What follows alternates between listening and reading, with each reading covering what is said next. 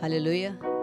परमेश्वर का धन्यवाद और सुंदर वक्त के लिए कि उसने हमारे जीवन में एक बार फिर ये मौका दिया कि हम उसके वचन से सीखने वाले हो सके। साथ ही साथ मैं धन्यवाद करता हूँ पास्टर अभिषेक सिंह का कि उन्होंने मुझे मौका दिया कि मैं उनके चैनल के माध्यम से आपसे वचन के द्वारा बात करने वाला हो सका। आइए हम वचन में चलने से पहले प्रार्थना में चलेंगे।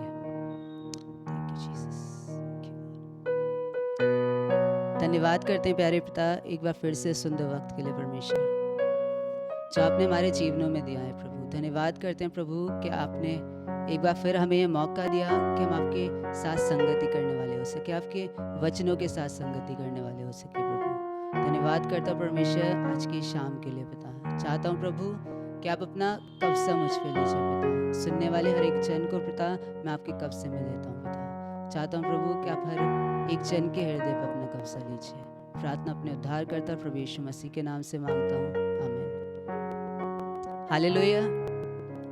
मेरे प्रियो, आज का जो वचन प्रभु ने मेरे हृदय में रखा है वो पाया जाता है मत्ती उसका 21 बाब उसकी 12वीं आयत में, जहाँ इस प्रकार लिखा है, यीशु ने परमेश्वर के मंदिर में जाकर उन सब को जो मंदिर में लेन देन कर रहे थे निकाल दिया और सरफों के पीड़े और कबूतर बेचने वालों की चौकियां उलट दी।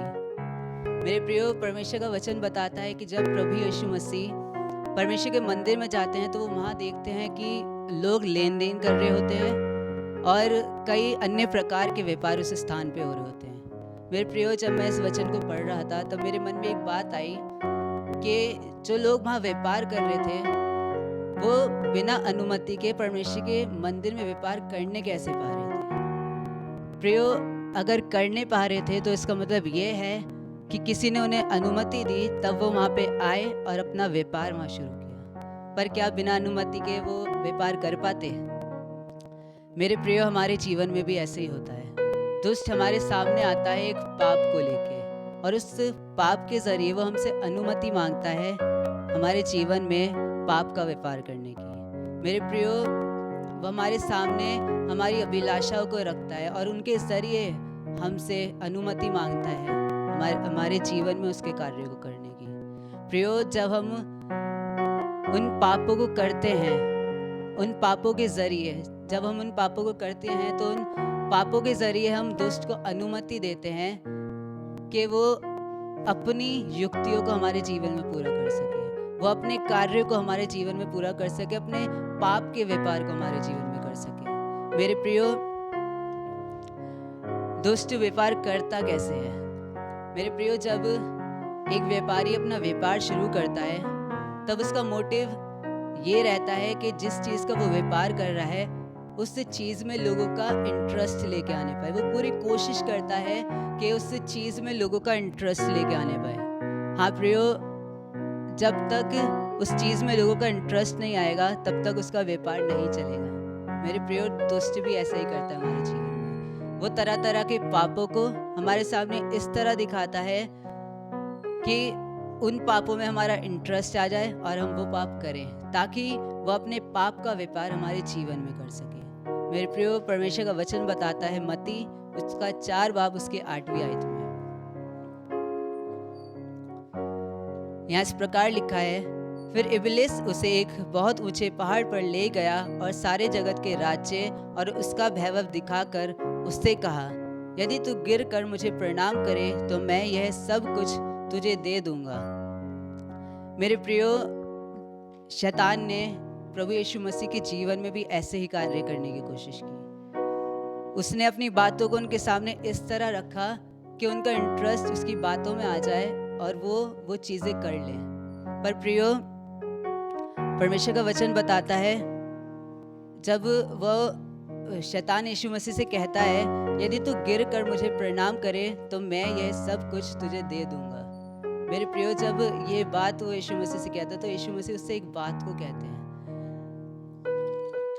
10वीं आयत में हम पढ़ेंगे, तब यीशु ने उससे कहा, हे शैतान दूर हो जा, क्योंकि लिखा है तू प्रभु अपने परमेश्वर को प्रणाम कर और केवल उसी की उपासना कर। मेरे प्रियो, जब शैतान प्रभु यीशु मसीह के सामने उन बातों को रखता है, जब वो प्रभु यीशु मसीह से कहता है कि यदि तू गिर कर मुझे प्रणाम करे तो मैं ये सब कुछ तुझे दे दूंगा, तब प्रभु यीशु मसीह उससे सिंपल सी बात कहते हैं। वो कहते हैं तू प्रभु अपने परमेश्वर को प्रणाम कर और केवल उसी की उपासना कर। मेरे प्रियो, पर हम उसकी दी हुई अभिलाषाओं में, पापों में गिर कर उसको अनुमति दे देते हैं उसके कार्यों को अपने जीवन में करने की। प्यारे प्रियो, सच है कि वो हमारे सामने तरह तरह के पापों को इस तरह दिखाता है, इस तरह रखता है कि हम उसको ना नहीं कर पाते हैं। पर प्रियो, हमें उसके आगे झुकना नहीं है। पर प्रियो, हम यही गलती हम अपने जीवन में करते हैं कि जब वो पापों को हमारे सामने दिखाता है, अभिलाषा को हमारे सामने दिखाता है, तो हम उसके सामने झुक जाते हैं। प्रियो, जब प्रभु यीशु मसीह के सामने उसने इस बात को रखा, तो प्रभु यीशु मसीह के सामने नहीं झुके, वरन उन्होंने परमेश्वर के वचन को उसके सामने बोला। उन्होंने कहा कि तू प्रभु अपने परमेश्वर को प्रणाम कर और केवल उसी की उपासना कर। मेरे प्रियो,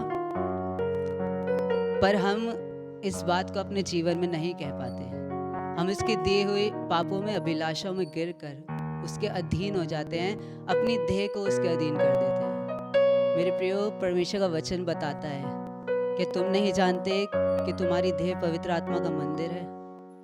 मेरे प्रियो, हमारी देह पवित्र आत्मा का मंदिर है, पर क्या आज हमने उसे वो मंदिर बना के रखा है जिसमें पवित्र आत्मा रह सके?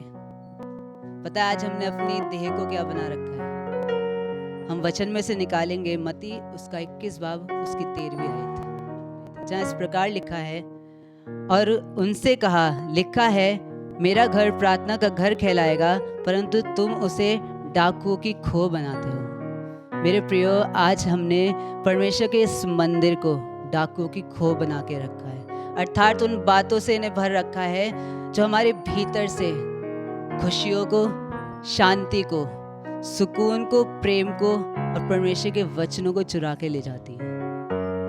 हो सकता है मेरे प्रियो, दुष्ट आपके भीतर किसी प्रकार का व्यापार कर रहा हो सकता है वो बुराई का लेन देन आपके भीतर कर रहा हो सकता है क्रोध का कर रहा हो, जलन का कर रहा हो। मेरे प्रियो, मेरे जीवन में भी ऐसे ही व्यापार पाया जाता था। मेरे जीवन में भी दुष्ट अपने व्यापारों को कर रहा था। पर मेरे प्रियो, जब मैंने खुद को परमेश्वर के अधीन करा, जब मैंने खुद को परमेश्वर के अधीन करा, जैसे उस समय में जब प्रभु यीशु मसीह उस मंदिर के भीतर आया और सारे व्यापारियों को निकाल दिया, वैसे ही प्रभु ने मेरे जीवन में भी कार्य किया। मेरे प्रियो,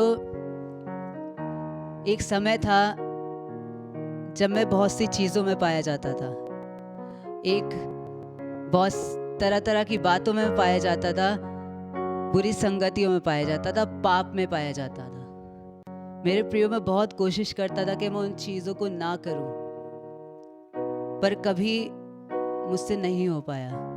मैं कोशिश करता था कि मैं परमेश्वर के वचनों में समय बिताऊं, परमेश्वर की महिमा करूं, आराधना करूं, पर मेरे भीतर से एक आवाज़ आती थी और वो मुझे रोकती थी कि मैं ये कार्य ना करूं। और मेरे प्रियो, मैं उस आवाज़ को सुनता था और ये कार्य नहीं करता था। मैं नहीं करता था प्रार्थना, नहीं करता था परमेश्वर के साथ संगति, कोई संबंध मेरा परमेश्वर के साथ नहीं पाया जाता था।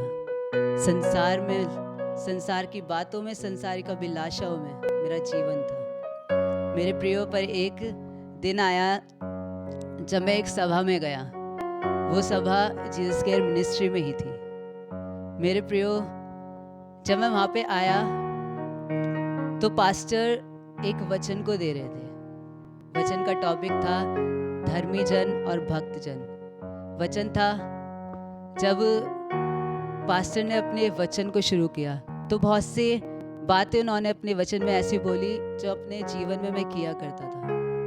प्रियो, उस वचन ने मेरे हृदय को छेदा। जब मैं वहाँ से घर गया तो मैं बैठा था और उस वचन के बारे में, उन बातों के बारे में सोचने लगा। मेरे प्रियो, जब मैं सोच रहा था उन बातों के बारे में, उन वचनों के बारे में, तब मेरे हृदय से एक आवाज़ आई तब मेरे हृदय से एक आवाज़ आई कि घुटनों पे आके प्रार्थना कर। मेरे प्रियो, मैं सच कहता हूँ कि मैं अपने जीवन में कभी घुटनों पे नहीं आया था, पर उस घड़ी में जब वो आवाज़ मेरे भीतर से आई, मैं अपने घुटनों पे आया और परमेश्वर से प्रार्थना की। प्रियो, जैसे ही मैंने प्रार्थना शुरू की, तब मेरे चेहरे के हाव भाव बदलने लग गए, मेरे फेस के एक्सप्रेशंस बदलने लग गए। मैं डर गया क्योंकि मुझे समझ नहीं आया कि मेरे साथ ये क्या हो रहा था। उसके बाद मैंने अपनी बहन से, अपने भैया से इस बात को शेयर किया। तब उन्होंने मुझे कहा कि भाई,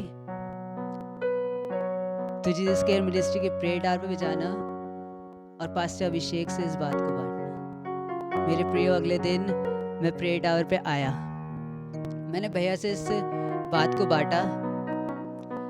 तब भैया ने कहा, भाई मैं आपके लिए प्रार्थना करता हूँ। मेरे प्रियो, जैसे भैया ने प्रार्थना शुरू की,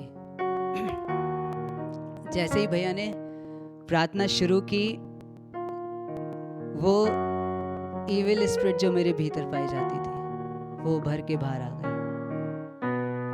सच में प्रियो, मैं नहीं जानता कि कब से वो मेरे भीतर पाई जाती थी, कब से उसने अपना घर मेरे भीतर बना रखा था, कब से वो अपना व्यापार मेरे भीतर कर रही थी, मैं नहीं जानता। पर सच में उस घड़ी में परमेश्वर का अनुग्रह मुझ पे हुआ। परमेश्वर ने मुझे उस चीज़ से आज़ाद किया और एक नया जीवन परमेश्वर ने खुद में मुझे दिया। प्रियो, आज हो सकता है कि ऐसे ही कार्य आपके भीतर हो रहे हो सकता है प्रियो, आज शैतान आपके भीतर पाप के जरिए व्यापार कर रहा हो सकता है बुराई के जरिए व्यापार कर रहा हो, जलन के जरिए व्यापार कर रहा हो। प्रियो, चाहता हूं कि आज की शाम में आप खुद को परमेश्वर के अधीन कीजिए। हाँ प्रियो, प्रभु को आमंत्रित कीजिए अपने भीतर और उससे कहिए, प्रभु आज हम अपने आप को आपके अधीन करते हैं। आज चाहते हैं कि आप उन बातों को जो जाने अनजाने या हमारी गलतियों के कारण हमारे भीतर व्यापार कर रही है, उन्हें निकालिए। और मेरे प्रियो, आज की शाम में आप परमेश्वर को आमंत्रित कीजिए। Thank you Lord. आइए हम प्रार्थना में चलेंगे। Thank you Lord, thank you Jesus, thank you father, thank you father, thank you Jesus. हाँ पिता, सच है परमेश्वर कि आज हमारे भीतर परमेश्वर कुछ बातें हैं पिता जो व्यापार कर रही हैं। हाँ प्रभु, हमारे जीवन में बहुत सी चीजें हैं परमेश्वर, बहुत से पाप ऐसे हैं प्रभु जो व्यापार कर रहे हैं। आज की शाम में पिता हम सबको आपके अधीन करते हैं प्रभु, और आपको आमंत्रित करते हैं कि आप अपने इस मंदिर में आइए प्रभु और उन व्यापारियों को निकालिए पिता। प्यारे पिता, मैं हर एक जन को पिता आपके सम्मुख रखता हूँ पिता। इस समय पिता जो आपके वचनों को सुन रहा है पिता, हाँ प्रभु, जितने भी भाई बहन पिता इस समय पिता इस वचन को सुन रहे हैं पिता, मैं उन सबको परमेश्वर आपके सम्मुख रखता हूँ। मैं नहीं जानता प्रभु कि किस प्रकार का व्यापार उनके जीवन में हो रहा है या क्या बातें प्रभु उनके जीवन में पाई जाती है। परमेश्वर आप बेहतर रीति से जानते हैं। चाहता हूँ प्रभु कि आज की शाम में परमेश्वर आप उनके हृदय को खाली कीजिए पिता। आज की शाम में परमेश्वर उन बातों को निकाल के प्रभु आपके वचनों को उनके हृदय में रखिए प्रभु। चाहता हूँ परमेश्वर कि आप हर एक जन के ऊपर अपना अनुग्रह कीजिए प्रभु। हर एक जन को प्रभु मैं आपके हाथों में सौंपता हूँ। प्रार्थना अपने उद्धारकर्ता प्रभु यीशु मसीह के नाम से मांगता हूँ, आमीन।